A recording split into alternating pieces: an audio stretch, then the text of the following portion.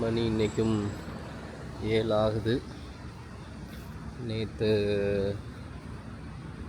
Camera வாங்கின ஆர்வத்தில் அப்படியே வெளில வந்துட்டு ஒரு ஃப்ளோவில் பேசிட்டேன். அந்த வீடியோ எடுத்தது ரொம்ப ஹாப்பி. ஏன்னா ரொம்ப நாளாக யூடியூப்பு வீடியோ எடுக்கணுன்றது இன்ட்ரெஸ்ட்டு. எப்போலேருந்து இன்ட்ரெஸ்ட்னால் 2008 வந்து சிங்கப்பூர் வந்தப்போ ஃப்ரெண்ட்ஸ் 2 பேர் கீழே வந்து டேபிள் டென்னிஸ் விளாண்டுட்ருந்தாங்க. டேபிள் டென்னிஸ் விளாண்டுட்ருக்கப்போ அதை வந்து ஒரு 10 நிமிஷம் ஃபோனில் வீடியோ ரெக்கார்ட் பண்ணி அதை வந்து நான் வந்து அப்லோட் பண்ணேன். அப்போலேருந்து யூடியூப்பு வீடியோஸ் அப்லோட் பண்ணோம் அப்படின்றது ஒரு இன்ட்ரெஸ்ட்டு. அப்போ யூடியூப் 2008 இவ்வளோ பாப்புலர்லாம் கிடையாது. பார்ப்பாங்க, அதில் காசு வரும், யூடியூபர்ஸ்னு ஒரு ஜாபு வரும், ப்ரொஃபஷன் வரும், அந்த மாதிரிலாம் ஒரு ஐடியாவும் கிடையாது. ரோட்டில் போயிட்டுருக்கனால நாய்ஸ் ஜாஸ்தியாக இருக்குதுன்னு நினைக்கிறேன். நான் மைக் எதுவும் யூஸ் பண்ணல. ஆஸ்மோ பாக்கெட் 3 கேமராவில் இருக்கிற மைக்கில் தான் நான் பேசிகிட்டு இருக்கேன். ஸோ அது ரொம்ப நாளான இன்ட்ரெஸ்ட்டு. நிறையா ஒரு சில வீடியோஸ் எடுப்பேன். After effects, Adobe premium bro, editing, இந்த மாதிரி ஏதாச்சும் ஒன்று பண்ணுவேன். பண்ணிவிட்டு போஸ்ட் பண்ணுறதுக்கு ஒரு பயம் இருக்கும், நல்லா இருக்கா நல்லா இல்லையான்னு சொல்லிட்டு. அதை அப்லோட் பண்ணிவிட்டு ப்ரைவேட்லேயே போட்டு வச்சுட்டு நானே அப்பப்போ ஓப்பன் பண்ணி பார்ப்பேன். இதுதான் யூடியூப்போட என்னோடய இன்ட்ரெஸ்ட்டு. ஸோ சொன்ன மாதிரி நேற்று ஒரு ஃப்ளோவில் பேசிட்டேன், இன்றைக்கி என்ன பேசணும்னு தெரில. So YouTube interest. ஸோ யூடியூப்போட என்னென்னா வீடியோ எடுக்கிறது, வீடியோ எடிட்டிங், நம்ம ஒரு க்ரியேட்டிவாக ஒன்று பண்ணுறது, அதில் ஒரு இன்ட்ரெஸ்ட்டு எல்லார் மாதிரியும் தான். ஃபஸ்ட்டு 2010 ஜாப் கிடச்சோன்னே ஒரு டிஎஸ்எல்ஆர் கேமரான்னு வாங்கினேன், கேனான் 550D. அதை வச்சு இப்போ ஃபோட்டோஸ் எடுப்பேன், ரெகுலராக ஃபோட்டோஸ் எடுத்துகிட்ருப்பேன். கொஞ்ச நாளுக்கு அப்புறம் அந்த கேமரா ஃபஸ்ட்டு எடுத்து டிஎஸ்எல்ஆர் ஃபோட்டோ அந்த ஃபோக்கஸ் இல்லை ஒரு ஒரு ஒரு இமேஜை ஷார்ப்பாக எடுத்துகிட்டு பேக்ரவுண்ட் ப்ளர்ராக தெரிறதெல்லாம் பயங்கர ஆச்சரியமாக இருந்துச்சு. நம்மளும் ஃபோட்டோ எடுக்கிறோம், அதில் இப்படிலாம் ஃபோட்டோஸ் வருது அப்படின்ற மாதிரி.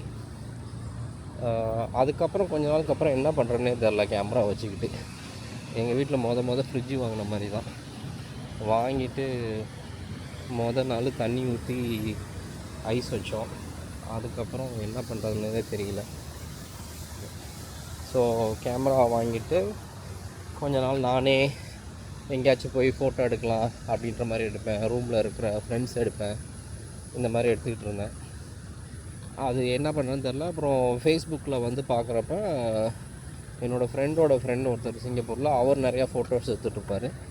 அவருக்கு தெரிஞ்ச ஒரு பொண்ணு அதே மாதிரி ஃபேஸ்புக், நான் அவங்கள பார்த்ததெல்லாம் கிடையாது, ஃபேஸ்புக்கில் மட்டும்தான் தெரியும். ஸோ அவங்களோட ஃபோட்டோஸ்லாம் வந்து நல்லாயிருக்கும், லைக் பண்ணியிருக்கேன். அவங்கள ஆட் அஸ் ஃப்ரெண்ட் கொடுத்தோன்னே அவங்க அக்செப்ட் பண்ணாங்க. அப்புறமேட்டி நீங்களும் ஃபோட்டோ எடுக்கிறீங்களே, இந்த மாதிரி என்னோடய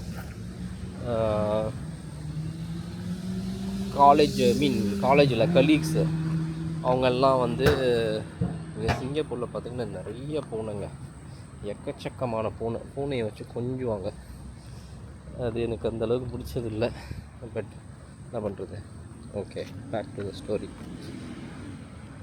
அந்த பொண்ணு வந்து என்னோடய ஆஃபீஸ் கலீக்ஸ்லாம் நிறைய பேர் ஃபோட்டோ எடுக்கிறாங்க, நீங்களும் அவங்க கூட போய் ஃபோட்டோ எடுக்கலாம், வீக்கெண்ட் போவாங்க அப்படின்னாங்க. சரி, நம்ம தனியாக என்ன பண்ணுறதுனே தெரியாமல் கேமரா வச்சுக்கிட்டு இருக்கோம், இந்த மாதிரி யாராச்சும் குரூப்போட போனோம்னா நம்ம ஃபோட்டோ எடுக்கலாம் அப்படின்னு சொல்லிட்டு அந்த குரூப்பில் ஜாயின் பண்ணிவிட்டு சாட்டர்டே இல்லை சண்டே வீக்கெண்டில் ஒரு நாள், சாட்டர்டேயாக தான் இருக்கும்னு நினைக்கிறேன். ஸோ வீக்கெண்டில் ஒரு நாள் போவோம். போயிட்டு ஏதாச்சும் ஒரு இடத்த ஃபிக்ஸ் பண்ணுவாங்க, அங்கே போயிட்டு எடுப்போம். இன்ட்ரெஸ்டிங்காக இருந்துச்சு. அவங்கெல்லாம் வந்து பயங்கரமாக கேமரா வச்சுருந்தாங்க. அங்கே கெனத்துன்னு ஒரு இந்தோனேஷியன் பையன் இருந்தான். அவன் வந்து கெனான் 70 கேமரா நினைக்கிறேன், 70 கேமரா, அப்புறம் 70யா தெரில, கெனானோட கொஞ்சம் எக்ஸ்பென்சிவான மாடல், ஆனால் ஃபுல் ஃப்ரேம் லென்ஸ் கிடையாது. அப்புறம் அவன் வந்து மெயினாக இது வச்சுருந்தான்,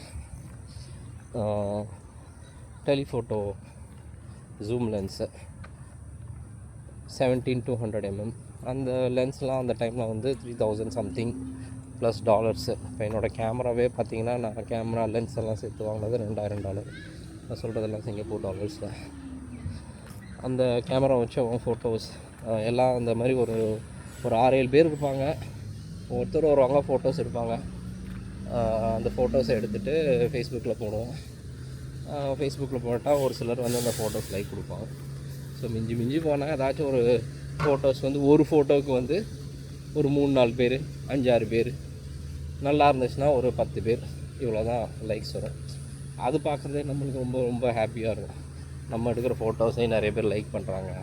இப்போ இதில் என்ன ப்ராப்ளம் ஆச்சுன்னா, இந்த லைக்குக்காக ஃபோட்டோ எடுக்கணுன்ற மாதிரி மைண்டு வர ஆரம்பிச்சிருச்சு. நான் கேமரா வாங்கினது வந்து லைக்கு வரணும் அப்படின்றதுக்காகலாம் வந்து கேமரா வாங்கலை. ஆனால் அந்த ஃபேஸ்புக்கு லைக்குன்றது வந்து பயங்கர ஒரு இன்ஃப்ளூயன்சிங்காக இருக்குது. நானாக ஒரு விஷயத்த பண்ணுறதுக்கு வேலை அடுத்தவங்களுக்காக நான் பண்ணுற விஷயம். ஸோ இது வந்து அதுக்கப்புறம் என்ன ஆயிடுச்சுன்னா, ஃபோட்டோ எடுக்கிறப்ப இப்போ லைக்கு வந்தப்போ சந்தோஷம் இருந்த மாதிரி லைக் வராதப்போ ரொம்ப டிசப்பாயிண்ட் ஆயிடுச்சு. ஸோ என்னடா நம்ம ஃபோட்டோ எடுக்கணும், யாருமே எதுவுமே லைக் பண்ணலையே அப்படி. இன்னொன்று பார்த்திங்கன்னா, இதில் பயங்கரமான இன்ஃப்ளூயன்ஸ் என்னென்னா நெட்வொர்க் எஃபெக்ட். இப்போ உங்களுக்கு வந்து ஒரு 500 பேர் ஃப்ரெண்ட்ஸ் இருக்காங்கன்னா, அதில் வந்து ஒரு 10% ஆஃப் த பீப்புள் ஒரு இதை லைக் பண்ணாங்கன்னா உங்களுக்கு வந்து 50 லைக்ஸ் வரும். உங்களுக்கு 100 ஃப்ரெண்ட்ஸ் இருக்காங்க, அதில் ஒரு 10% ஆஃப் த ஃப்ரெண்ட்ஸ் லைக் பண்ணுறாங்க அப்படின்னா உங்களுக்கு வந்து ஒரு 10 லைக்ஸ் தான் வரும். ஸோ இப்போ வந்து உங்களுக்கு நிறைய பேர் நெட்வொர்க்கில் இல்லை அப்படின்னா உங்களோட இன்ஃப்ளூயன்ஸும் கம்மியாக இருக்கும், உங்களோட ரெஸ்பான்ஸும் கம்மியாக இருக்கும். இப்போ யூடியூப் பார்த்திங்கன்னா, இப்போ 5 மில்லியன் வியூவர்ஸ் இருக்காங்கன்னா அவங்க என்ன வீடியோ போட்டாலுமே அவங்களுக்கு வந்து ஒரு 200,000 100,000 வியூஸ் டிஃபால்ட்டாக வரும். ஏன்னா இவ்வளோ பேர் அவங்கள ஏற்கனவே கனெக்டடாக இருக்காங்க. ஸோ அவங்களோட டிஸ்ட்ரிபியூஷன் ஆஃப் த ப்ராடக்ட் வந்து மச் மோர் ஈஸியர். ஸோ இப்போ எனக்கு வந்து அதெல்லாம் தெரியாது. என்ன ஆயிடுச்சு, ஒரு சிலர்லாம் நல்லா எடுக்கிறாங்க, நம்மளால் அந்த மாதிரி எடுக்க முடியுமா அப்படின்ற ஒரு தாட்ஸும் வர ஆரம்பிச்சிச்சு. அப்புறம் கேமரா வீடியோஸு இதெல்லாம் வந்து யூடியூப்பில் பார்க்குறப்ப பயங்கரமாலாம் வந்து ஃபோட்டோஸ்லாம் எடுக்கிறாங்க. ரொம்ப எஃபர்ட் போட்டு இந்த ஸ்கை எடுக்கிறது, நைட்டு ஃபுல்லாக 10 மணி நேரம் வந்து எக்ஸ்போஷர் வச்சு அந்த இது எடுக்கிறது, அந்த மில்கி வே, இந்த மாதிரி வந்து ஸ்டார்ஸ் எடுக்கிறது, ஸ்டார் கேசிங் பண்ணுறது, இந்த மாதிரி நிறையா அதெல்லாம் பார்க்குறப்ப நம்ம எல்லாம் 10 மணி நேரம் டைம் ஸ்பெண்ட் பண்ணி எதுவும் பண்ண போகிறோமா அப்படின்ற மாதிரி நம்மளுக்கு ஒரு கொஷின் வரும். இந்த கொஷின்லாம் வர வர வர என்ன ஆச்சுன்னா, நம்மளால் எப்படியும் இதை பண்ண முடியாது, நம்ம இதை அச்சீவ் பண்ண முடியாது, அப்புறம் எதுக்கு இதுக்கு ஒரு எஃபர்ட் போடணும் அப்படின்ற மாதிரியான ஒரு டவுட் வந்தோன்னே வந்து அப்படியே வீடியோ பண்ணுறது, ஃபோட்டோ எடுக்கிறது எல்லாத்தையுமே ஸ்டாப் பண்ணிட்டேன். இதில் என்ன ப்ராப்ளம்னா, நான் பண்ண ஒர்க்கு குட்டாக பேடான்றதை வந்து நான் வந்து பெருசாக எக்ஸ்டர்னலாகவே வேலிடேட் பண்ணாமல், எக்ஸ்டர்னல் இப்படி தான் வேலிடேட் பண்ணுவாங்கன்னு சொல்லிட்டு நானே வந்து அதை ரிஜெக்ட் பண்ணிட்டேன். இதுதான் இதில் இருக்கிற கொடுமையான விஷயம்.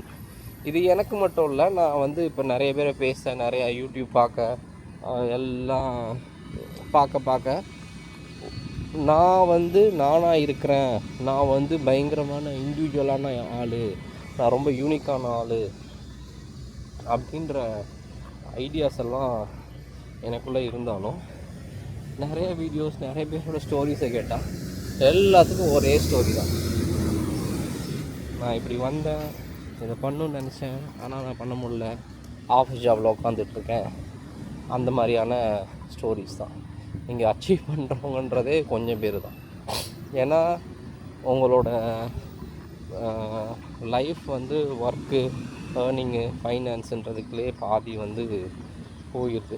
மிச்சம் இருக்க டைமில் பேஷனு, இன்ட்ரெஸ்ட்டு, அதுக்கு டைம் ஸ்பெண்ட் பண்ணுறது, இதெல்லாம் வந்து மோர் சேலஞ்சிங்காக இருக்குது.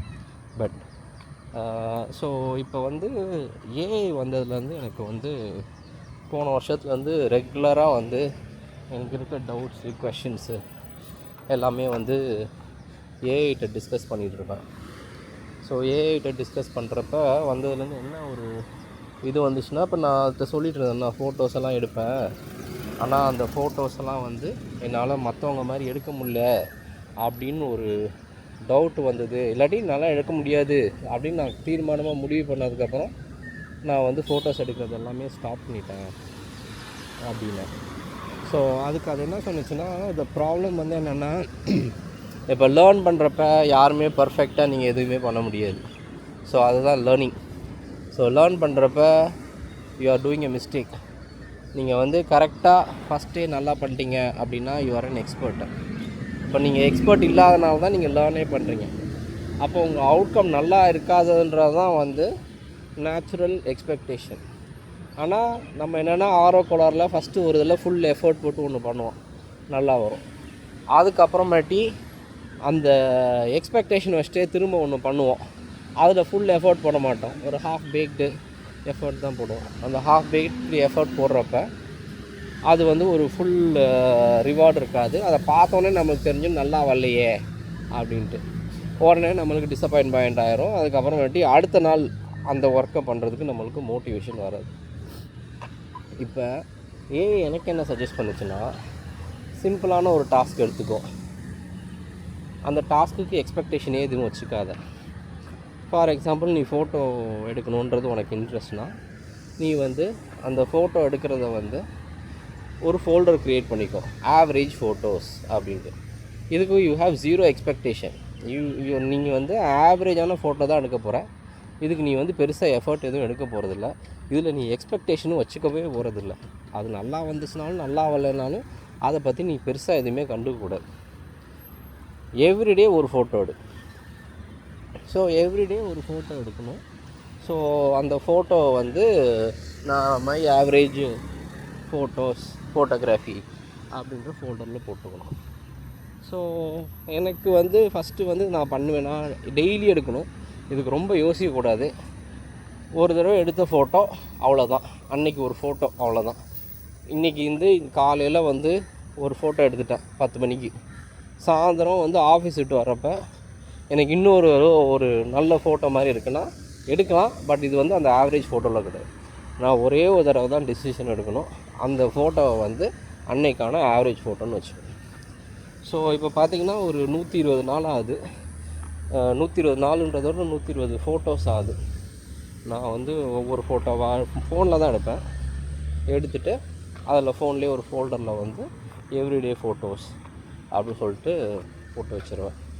ஸோ இப்போ இதில் என்ன நான் அப்சர்வ் பண்ணது என்னென்னா, இப்போ நான் ஃபோட்டோஸ் வந்து நல்லா இருக்கணுன்ற எக்ஸ்பெக்டேஷனை ரிமூவ் பண்ணதுனால எனக்கு அந்த எவ்ரிடே ஃபோட்டோ எடுக்கிறதான எஃபர்ட் வந்து ஒரு பெரிய டாஸ்க்காக தெரியல.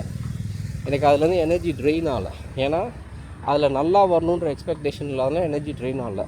ஆனால் நல்லா வந்துச்சுன்னா ஐ ஃபீல் குட், பாசிட்டிவாக ஃபீல் ஆகுது. அதுவும் பாசிட்டிவ் வந்து பயங்கரமான ஃபோட்டோ எடுத்துட்டோம் அந்த மாதிரிலாம் இல்லை, பரவாயில்லையே நல்லா இருக்கே அப்படின்ற மாதிரி ஒரு மைண்ட் செட்டு மாறுது. இன்னொன்று இதில் வந்து என்னென்னா, இப்போ எவ்ரிடே இது எடுக்க என்ன ஆகுதுன்னா, எனக்கு வந்து எஃபர்ட்லெஸ்ஸாக விஷயங்களை வந்து அப்சர்வ் பண்ண முடியுது. நான் முன்னாடி ஏதாச்சும் ஒரு இடத்துக்கு போனேன்னா இங்கே என்ன ஃபோட்டோ எடுக்கிறது அந்த ஒரு அரை மணி நேரம் அப்படியே உட்காந்து யோசித்து இங்கேருந்து எடுக்கலாமா, அங்கேருந்து எடுக்கலாமா, இது நல்லா இல்லை அது நல்லான்னு யோசித்து கடைசியில் வந்து போங்கடா நீங்களும் ஃபோட்டோகிராஃபி அப்படின்ற மாதிரி வந்துடுது. இப்போ வந்து எவ்ரிடே ஃபோட்டோகிராஃபியில் நான் இப்போ ஆட்டில் உட்காந்து எங்கே போகிறேனோ, ஆஃபீஸில் பஸ்ஸில் ஏறுறேன்னா, ஆஃபீஸ் போகிறேன்னா, வெளில நடக்கிறேன்னா, வீட்டிலேருந்து கீழே கடைக்கு போகிறேன்னா, எனக்கு என்ன அப்போ தோணுதோ அதை எடுத்துடுறேன். ஸோ ஒரு லாஸ்ட்டு ஒரு 1 மந்த்து பார்த்திங்கன்னா 30 டேஸ் பார்த்திங்கன்னா பெருசாக ஒரு டே கூட ஸ்கிப் பண்ணலாம், 1 or 2 டேஸ் ஸ்கிப் பண்ணிடலாம். But most of the days பார்த்திங்கன்னா நான் எவ்ரிடே அது எப்படியோ வந்து அதுக்கு நான் பெரிய ஒரு டார்கெட் கொடுக்காதனாலே அது பண்ணுறதுக்கான மைண்ட் செட் ஈஸியாக க்ரியேட் ஆகிடுது. ஸோ அதை ரிப்பீட்டடாக பண்ண அந்த திங்கிங் வந்து நானாக திங்க் பண்ணாமல் அதுவே ஆட்டோமேட்டிக்காக வந்து நடக்குது. ஸோ இந்த மாதிரி ஒரு ரீசனுக்காக தான் இப்போ ஓகே ஃபோட்டோஸ் எடுத்துகிட்ருக்கோம். ஸோ எனக்கு இன்னொரு இன்ட்ரெஸ்ட் என்னன்னா வீடியோ எடிட்டிங், வீடியோ அந்த மாதிரிலாம் பண்ணணும் அப்படின்றது. But video editing, videos, YouTube is all over saturated.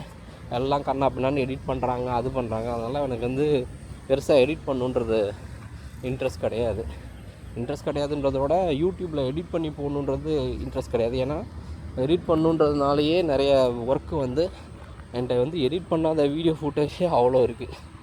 So எல்லாத்தையும் அப்படி தான்.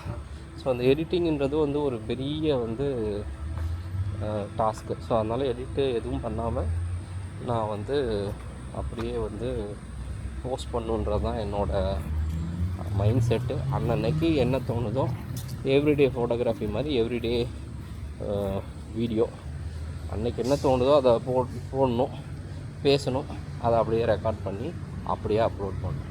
இவ்வளோ தான் என்னோடய ஐடியா. இது யார் பார்க்குறாங்க, பார்க்கல, கமெண்ட் வருதா, கமெண்ட் வரலையா, இதை பற்றி ஒரு கவலையும் இல்லை அப்படின்ற மைண்ட் செட்டை தான் ஆரம்பிக்கிறேன். ஏன்னா எல்லாமே வந்து மைண்டுன்றது வந்து ரொம்ப மோசமான ஒரு அனிமல். அதுலேருந்து எஸ்கேப் ஆகிறது தான் ரொம்ப கஷ்டம். ஸோ அந்த எஸ்கேப்பிசம்காக தான் இந்த மாதிரியான ஒரு ஆக்டிவிட்டி நான் பண்ணுறேன். ஓகே.